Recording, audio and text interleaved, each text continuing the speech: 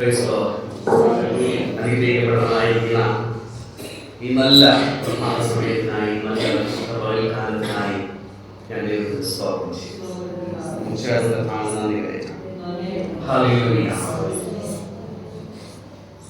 സങ്കീർത്തനം 112 ആരെഴുതിയ സങ്കീർത്തനമാണെന്ന് തലക്കെട്ടിലൊന്നും കാണാനില്ല. തലക്കെട്ടില്ലാത്ത സങ്കീർത്തനമാണ്. നല്ലൊരു ഭക്തന്റെ ജീവിതത്തെ കുറിച്ച് വളരെ വ്യക്തമായി വിവരിച്ച് നമ്മെ പഠിപ്പിക്കുകയും അങ്ങനെ ഒരു ഭക്തന് ദൈവത്താൽ ഉണ്ടാകുന്ന അല്ലെങ്കിൽ ദൈവം നൽകുന്ന ദൈവ നന്മകളെയും അനുഗ്രഹങ്ങളെയും ഒരിക്കൽ കൂടെ ഓർമ്മപ്പെടുത്തുകയും ചെയ്യുന്ന ഒരു സങ്കീർത്തനമാണ് 112 സങ്കീർത്തനം. ഈ സങ്കീർത്തനത്തെ കുറിച്ച് ചിന്തിക്കുമ്പോൾ ഇതിൽ ഭക്തൻ അല്ലെങ്കിൽ ദൈവ പൈതലായിരിക്കുന്ന ഒരു വ്യക്തി കർത്താവ് കൊടുക്കുന്ന ചില വിശേഷണങ്ങളെ നമുക്ക് വളരെ കൃത്യമായി കാണുവാനായിട്ട് സാധിക്കും. ഭാഷാപഠനത്തോടുള്ള ബന്ധത്തിൽ വരുമ്പോൾ അതിനെ നാമവിശേഷണങ്ങൾ എന്ന് നമ്മൾ പറയാറുണ്ട്. അതായത് ഒരു പ്രത്യേക വ്യക്തി ഒരു നാമത്തെ പ്രത്യേകമായി എടുത്ത് വിശേഷിപ്പിക്കുന്ന പദങ്ങൾ എന്ന് വെച്ചാൽ ആ പദങ്ങൾ നമുക്ക് ഒരിക്കൽ കൂടെ വ്യക്തമാക്കി തരും ഒരു വ്യക്തി എങ്ങനെയുള്ളവരാണ്. ഉദാഹരണത്തിന് സുന്ദരിയായ യുവതി എന്ന് പറഞ്ഞു കഴിഞ്ഞാൽ ആ യുവതി വളരെ സൗന്ദര്യമുള്ളവളാണെന്ന് സ്തോത്രം ആ നാമവിശേഷണം വെളിപ്പെടുത്തുന്നു.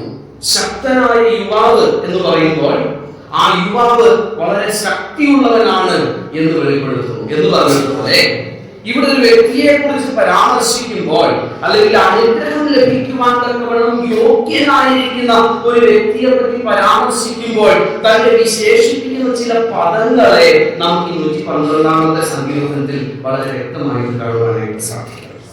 ആരംഭിക്കുന്നത് തന്നെ അങ്ങനെയുള്ള ഒരു വിശേഷത്തോടു കൂടിയാണ്. അവിടെ പറയുകയാണ് യഹോവയെ സ്തുതിപ്പീൻ എന്നുള്ള ആ ഒരു ആഹ്വാനത്തിന് ശേഷം പറയുക, ഒന്ന് യഹോവയെ ഭയപ്പെട്ട്. ആ വിശേഷണം അവിടെ തീരുന്നില്ല. അവന്റെ കൽപ്പനകളിൽ ഏറ്റവും ഇഷ്ടപ്പെടുന്നത് നാമവിശേഷണം എന്തുവാ? യഹോവയെ ഭയപ്പെട്ട്. ആ ഭയപ്പെടുന്നത് മുഖാന്തരം അവൻ ചെയ്യുന്നത് എന്തുവാ? അവന്റെ കൽപ്പനകളെ ഇഷ്ടപ്പെടുക. വെറുതെ ഇഷ്ടപ്പെടുകയല്ല, അതിന് ഏറ്റവും ഇഷ്ടപ്പെടുന്ന മനുഷ്യൻ. പ്രിയമുള്ളവരെ, ഇന്ന് പലകാലം ഈ നാമവിശേഷണത്തിന് ഞാനും നിങ്ങളും യോഗ്യരാണോ എന്നുള്ളതാണ് ഇതിനെ കുറിച്ച് സംസാരിക്കുമ്പോൾ നാം ചിന്തിക്കേണ്ടത്. നമുക്ക് യഹോവയോടുള്ള ഭയമുണ്ടോ?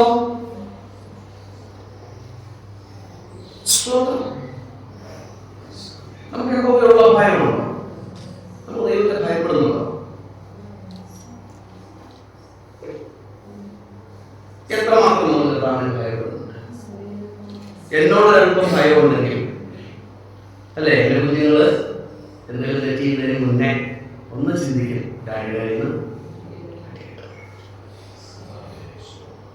എന്നോട് അല്പം ആദരവുണ്ടെങ്കിൽ എന്റെ കുഞ്ഞുങ്ങൾ എന്ത് ചെയ്യുമെന്ന് അറിയാമോ?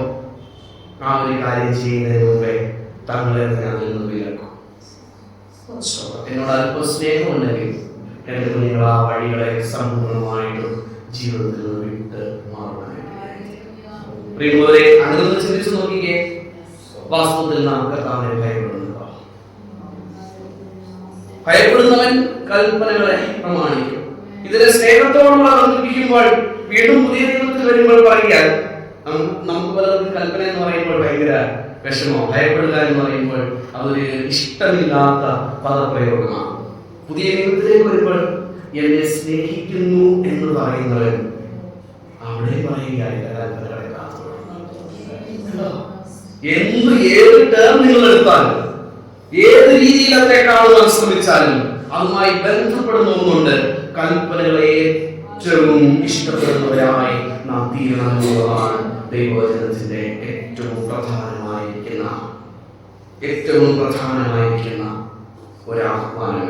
അതുകൊണ്ടല്ലേ ആവർത്തനമാണിന്റെയൊക്കെ 4 മുതലുള്ള വാക്യങ്ങളിൽ കാണുമ്പോൾ ഞാൻ യഹോവ ഏകൻ തന്നെ, നീ ഈ ചട്ടങ്ങളെ നിന്റെ കുഞ്ഞുങ്ങൾക്ക് ഉപദേശിച്ചു കൊടുക്കണം. നീ നടക്കുമ്പോഴും ഇരിക്കുമ്പോഴും എഴുന്നേൽക്കുമ്പോഴും ഉറങ്ങാൻ പോകുമ്പോഴും ഏത് നേരത്തും ഇവയെ നിന്റെ മുൻപിൽ കട്ടിക്കൊള്ളണം, നിന്റെ മനസ്സിൽ വെച്ചുകൊള്ളണം, നിന്റെ ഡോർ പോസ്റ്റ്, കട്ടളമേലും സ്തോത്രം നീ കാണുന്ന ഇടങ്ങളിലെല്ലാം ഇതിനെ എഴുതി നീ ഇതിനെ പാലിക്കണം. പ്രിയമുള്ളവരെ, നമ്മുടെ ഭയം, നമ്മുടെ സ്നേഹം, ദൈവത്തോടുള്ള ഭയം, ദൈവത്തോടുള്ള സ്നേഹം, ഈ രീതിയിലൊക്കെ നാം കൽപ്പനകളെ പ്രമാണിക്കുവാൻ നമ്മളെ ഹേമിക്കാറുണ്ടോ? അല്ലെങ്കിൽ നമ്മളെ ഉത്സാഹിപ്പിക്കാറുണ്ടോ? നമ്മൾ ഒന്നും കൂടെ ഒന്ന് ഉന്താറുണ്ടോ?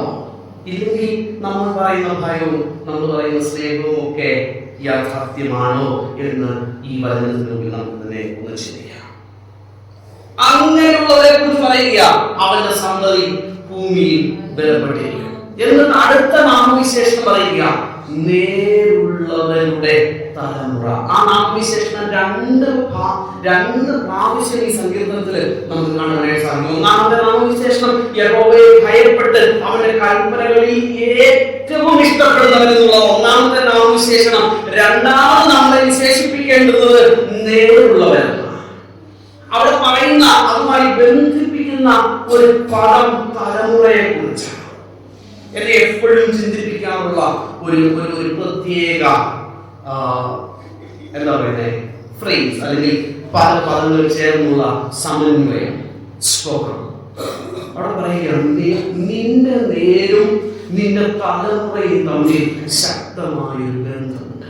കഴിഞ്ഞ ദിവസം ഒരു ചെറിയൊരു ഷോർട്ട് മെസ്സേജ് കേട്ടപ്പോൾ ഒരു ഡോക്ടർ, സാധാരണ സെക്യുലർ ആയിട്ടുള്ള ഒരു ക്ലാസ് എടുക്കുന്ന, കൗൺസിലിംഗ് എടുക്കുന്ന ഒരു ഡോക്ടർ, പുള്ളിക്കാരത്തി ഒരു സ്കൂൾ PTA മീറ്റിംഗ് ആണെന്ന് തോന്നുന്നു. അതിന്റെ ആ ശബ്ദം, അതിന്റെ ആ സാഹചര്യം കണ്ടിട്ട് അവിടെയുള്ള മാതാപിതാക്കളോട് ചോദിക്കുകയാണ്, കുഞ്ഞുങ്ങളിൽ ഏറ്റവും കൂടുതൽ കള്ളത്തരം പഠിപ്പിക്കുന്നത് നിങ്ങളല്ലേ?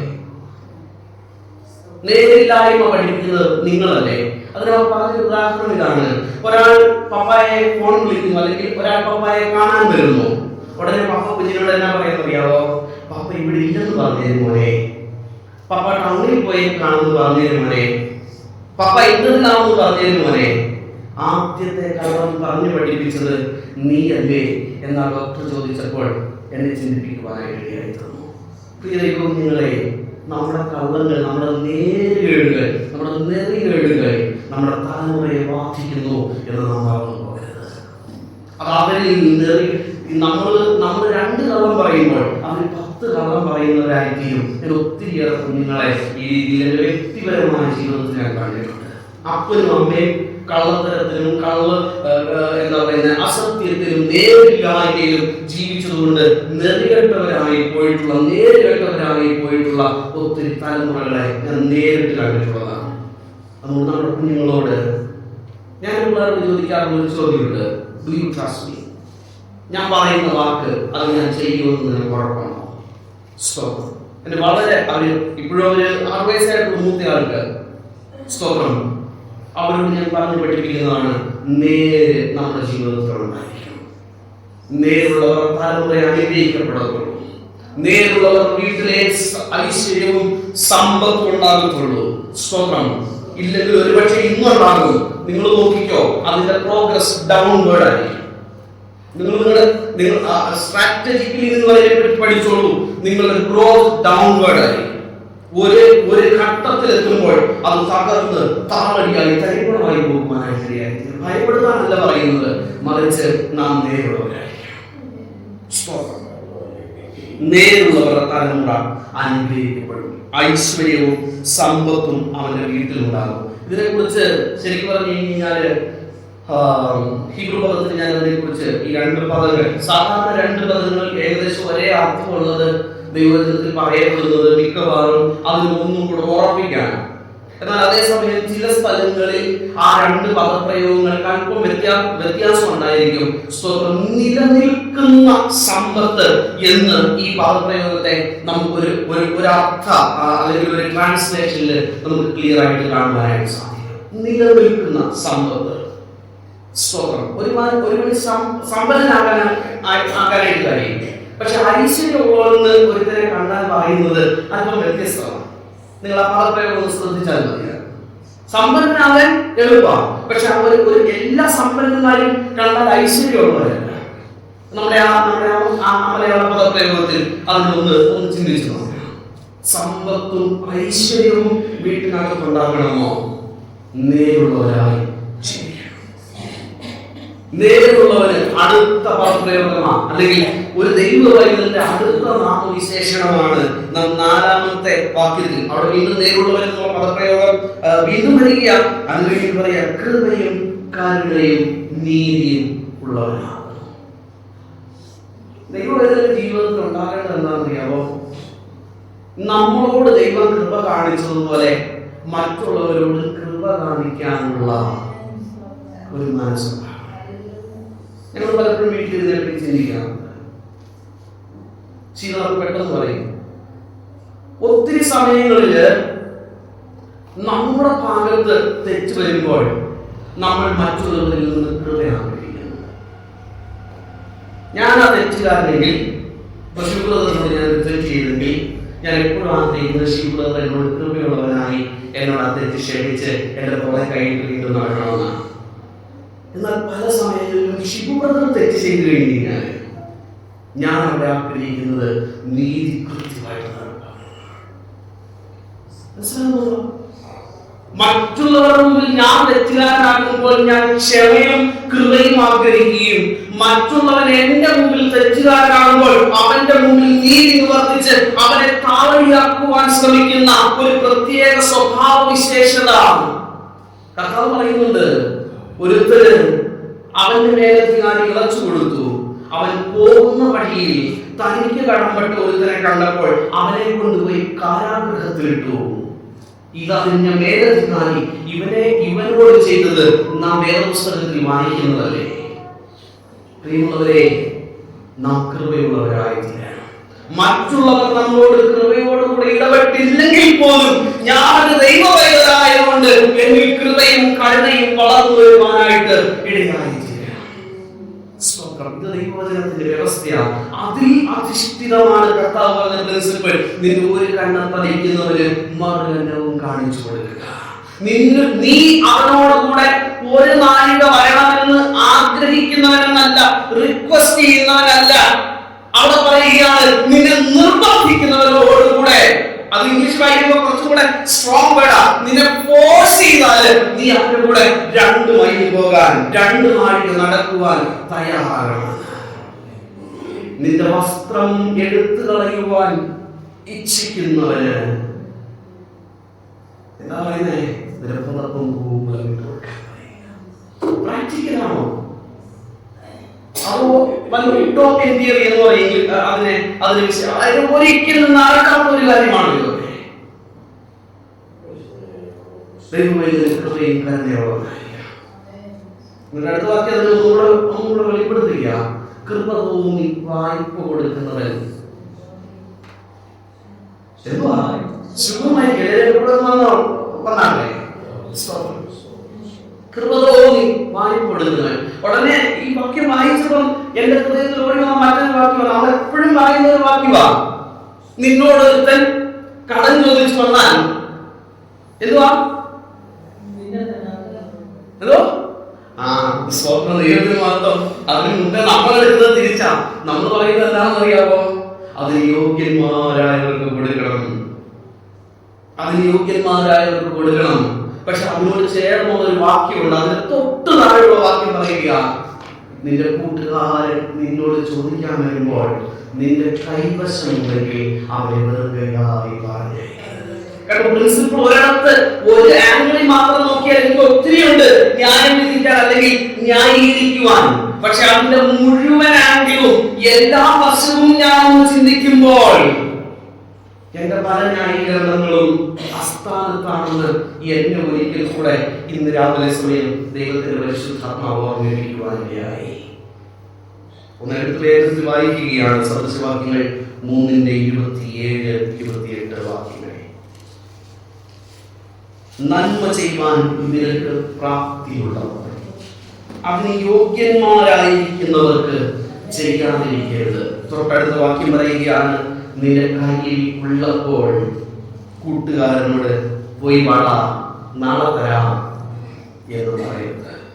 എന്നിട്ട് അടുത്ത് പറയുകയാണ്, അതിനെ ചിന്തിപ്പിച്ചു 29-ാമത്തെ വാക്യം, കൂട്ടുകാരൻ സമീപെ നിർഭയനായി വസിക്കുമ്പോൾ അവന്റെ നേരെ ദോഷം ചെയ്യരുതെന്നല്ല പറയുന്നത്. നിന്റെ ഹൃദയത്തിൽ നീ നിരൂപിക്കരുത്.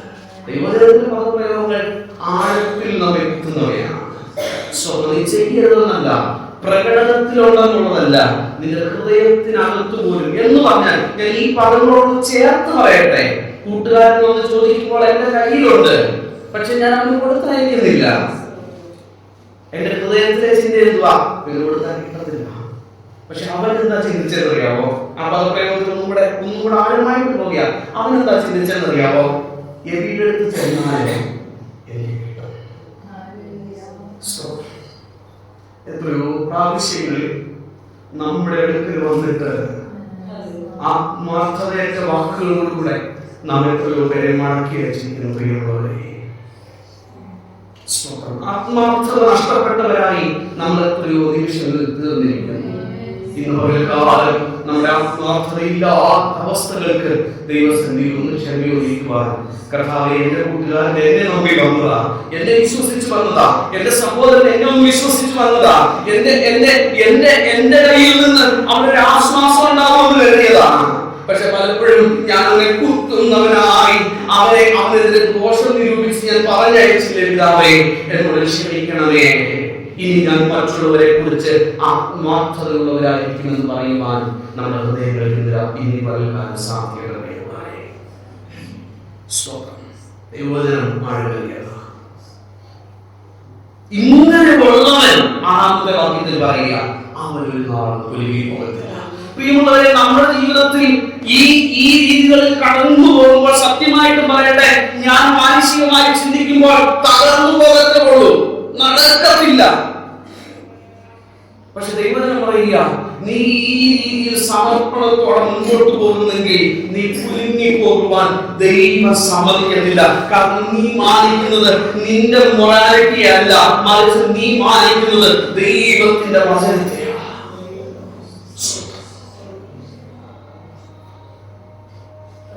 താഴോട്ട് പോകുകയാണ്. അടുത്ത വിശേഷണം ആറാമത്തെ വാക്യത്തിലാണ്. അത് 4-ാമത്തെ വാക്യത്തിന്റെ അവസാനത്തിൽ നമ്മൾ കാണുന്നത് നീതിയുള്ളവൻ എന്ന് ഇവിടെ ഒന്നും കൂടെ വ്യക്തമായിട്ട് വിളിക്കുകയാണ്. നീതിമാൻ. 1-ാമത്തെ വിശേഷണം ഞാൻ ഒന്നുകൂടെ ഓർമ്മിപ്പിച്ചു പോവുകയാണ്. കാരണം ഇത് നാം ഓർത്തിരിക്കണം. 1, യഹോവയെ ഭയപ്പെട്ട് അവന്റെ കൽപ്പനകളിൽ ഏറ്റവും ഇഷ്ടപ്പെടുന്നവൻ. 2, നേരുള്ളവൻ. 3, കൃപയും കരുണയും ഉള്ളവൻ. 4, നീതിയുള്ളവൻ. നീതിമാൻ എന്നേക്കും ഓർമ്മയിലിരിക്കും. ദുർവർത്തമാന നിമിത്തം അവൻ ഭയപ്പെടുകയില്ല. അവന്റെ ഹൃദയം യഹോവയെ ആശ്രയിച്ച് ഉറച്ചിരിക്കും. അവന്റെ ഹൃദയം ഭയപ്പെടാതെ സ്ഥിരമായിരിക്കും. പ്രിയമുള്ളവരെ, ഈ 4 വിശേഷണങ്ങൾക്ക് നാം ചേർന്നു പോകുന്നുവോ എന്ന് ഇന്ന് പകൽക്കാലം ഈ ദൈവവചനത്തിന് മുമ്പിൽ നമ്മെ തന്നെ പരിശോധിക്കാം. ഏതെല്ലാം മേഖലകളിൽ ദൈവത്തിന്റെ പരിശുദ്ധാത്മാവ് എന്നോട് നിങ്ങളോട് ഒരു മാറ്റം ആഗ്രഹിക്കുന്നുവോ അവരുടെ സമർപ്പിക്കാം, നമ്മെ ഏൽപ്പിച്ചു കൊടുക്കാം. അങ്ങനെ നാം കുലുങ്ങി പോകുവാൻ ഒരിക്കലും ഇടയാവുകയില്ല. ദുർവർത്തമാന നിമിഷം നാം തകർന്നു പോകുവാൻ ഇടയാവുകയില്ല.